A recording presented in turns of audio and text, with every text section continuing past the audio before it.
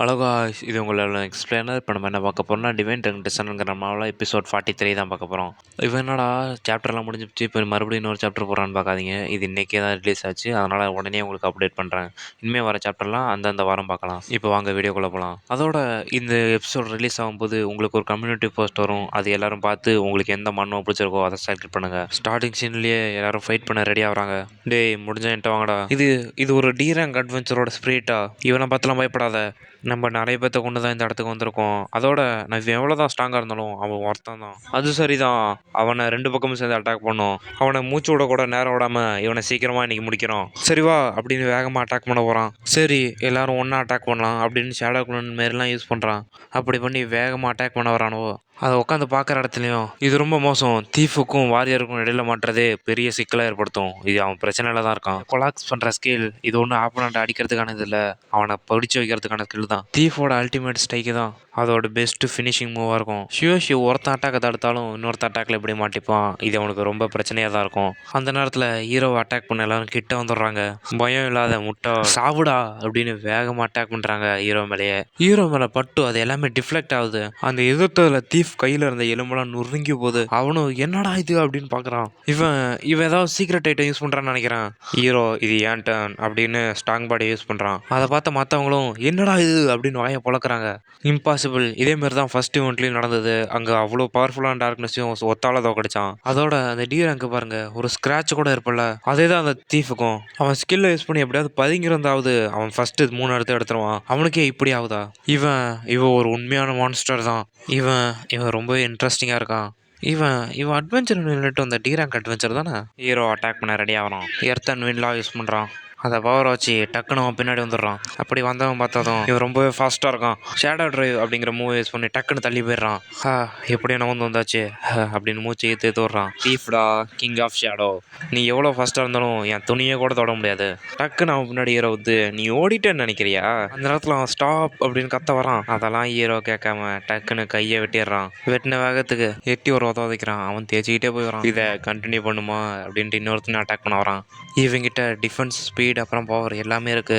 என்னாலலாம் என் சாவுக்காக இப்படி குந்திருக்க வைக்காது, அதை தான் செஞ்சாகணும். அந்த நேரத்தில் அப்படின்னு அவன் ஆர்மரியை உடச்சிக்கிட்டு வரான்.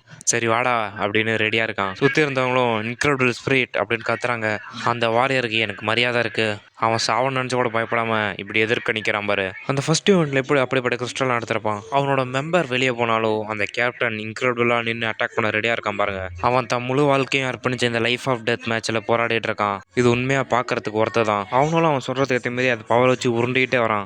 என்னை நேரம் அட்டாக் பண்ண வரியா? சரிவா, நேருக்கு நேரே மோதும் அப்படின்னு ஹீரோவும் அவனை அட்டாக் பண்ண ரெடியாக வரான். அந்த நேரத்தில் டக்குன்னு கையில் வச்சிருந்த கத்தியை தரையில் சொருவி முட்டி தேய்ச்சிக்கிட்டே வரான். அவன் முட்டி தேய்தே வந்து ஹீரோ முன்னாடி நிற்கிறான். ஹீரோவும் அதை பார்த்து அட்டாக்கை ஸ்டாப் பண்ணிடுறான். அப்படி முட்டு போட்டுட்டு வந்தவனும் என்னால் இதில் ஜெயிக்க வைக்காது, அதனால நான் சரண்டர் ஆயிடுறேன். அதை கேட்ட எல்லாரும் இவன் இப்படி சொல்ல மாட்டானே அப்படின்னு வாயை பொழுது பார்க்குறாங்க. நான் என்ன பண்ணாலும் உங்களை ஜெயிக்க வைக்காது, அதனால நான் சரண்டர் ஆயிடுறேன். இது என்னோட தோல்வி தான். அவன் சொன்னதை கேட்ட ஹீரோவும் டக்குன்னு அவனை திரும்பி பார்க்குறான். என்ன சொல்லுவான்னு ரிசல்ட்டை. 2 ஆப்போனண்ட்டும் சரண்டர் ஆகிட்டாங்க. அதனால இந்த மேட்ச்சில் ஜெயிச்சது ஷியோஷி ஃப்ரம் அட்வென்ச்சர் யூனியன். இதை கேட்ட மற்றவங்களும் நான் உற்சாகமாக இருந்தேன், இப்படி நடக்கும்னு எதிர்பார்க்கல.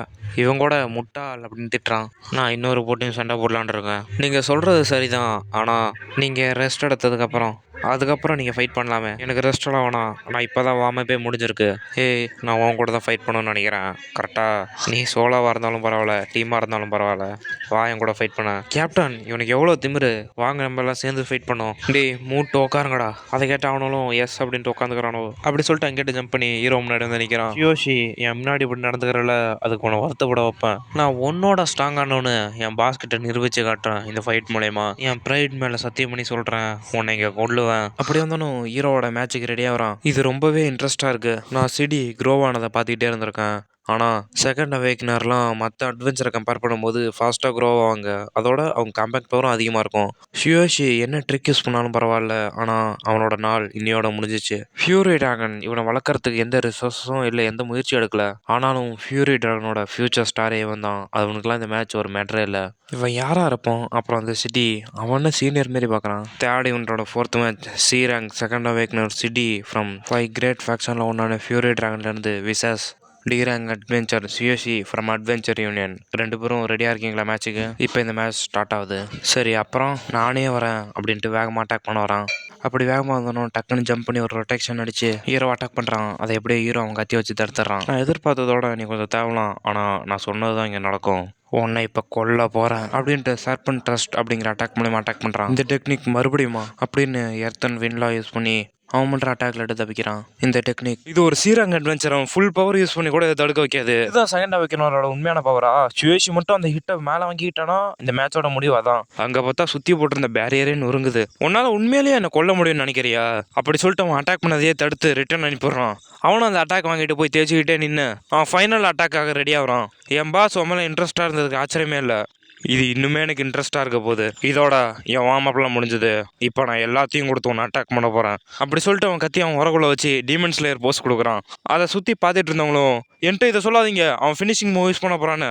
இந்த ஸ்ட்ரைக்கை வச்சுக்கிட்டு ஹை லெவல் மான்ஸ்டரை கூட டிஃபீட் பண்ண வைக்கும். இந்த டெக்னிக் ஸ்ட்ராங்காக இருக்கும்னு நினைக்கிறேன். ஹீரோவும் அவன் டிவைன் ஐ மூலியமாக பார்க்குறத வச்சு சொல்கிறான் இது ஒரு பவர்ஃபுல்லான ஸ்ட்ரைக்காக இருக்கும்னு. அவனும் டீமன் ஸ்லேயர் மாதிரியே ஃபைனல் ஃபார்ம் அப்படின்ட்டு அட்டாக் பண்ண வரான். அப்படி ஒரு ஸ்ட்ரைக் பயங்கரமான ஸ்ட்ரைக் பண்ணுறான். அதில் ஒரு வேவ் அப்படியே கிளம்பி ஹீரோ நோக்கி வருது. அதை சுற்றி பார்த்துட்டு இருந்தவங்களும் இந்த ஃபைனல் ஃபார்ம் இது ஒரு டெரிஃபைங்கான டெக்னிக், அதோட அந்த ஸ்ட்ரைக் அப்படின்னு கத்துறானுவோ. ஹீரோவும் அந்த ஸ்ட்ரைக்கை தடுக்கிறதுக்காக முன்னாடி வந்து அவனோட கத்தியில் earth power, lightning power, gold பவர்லாம் இன்ஃபியூஸ் பண்ணிட்டு இருக்கான் அந்த அட்டாக்கை தடுக்கிறதுக்காக. பத்தாவதுக்கு அவன் ஆமர் பவரை வேற சேர்த்து யூஸ் பண்ணுறான். அந்த பவருக்கு அந்த கத்தியே கிராக் விடுது. இந்தா வாங்கிக்கடா அப்படின்னு ஹீரோவும் அட்டாக் பண்ணுறான்.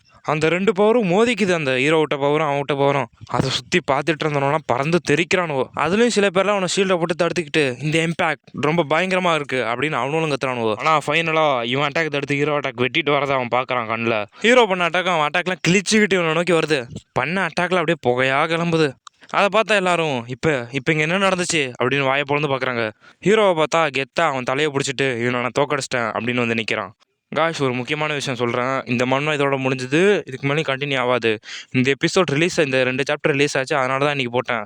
வேணா அதேமாரி 2 வாரம் இல்லை 3 வாரத்துக்கு ஒரு தடவை 2 சாப்டர் ரிலீஸ் ஆனதுக்கப்புறம் இந்தமாரி 2 சாப்டராக போகிறேன். ஆனாலும் டியூரேஷன் பற்றில நான் ஒரு 3 சாப்டர் தான் எடுத்து போடணும்னு நினைக்கிறேன். அதோட முக்கியமாக இதுக்கப்புறம் நான் ஒரு கம்யூனிட்டி போஸ்ட் போடுவேன், அதை வந்து எல்லோரும் பாருங்கள்.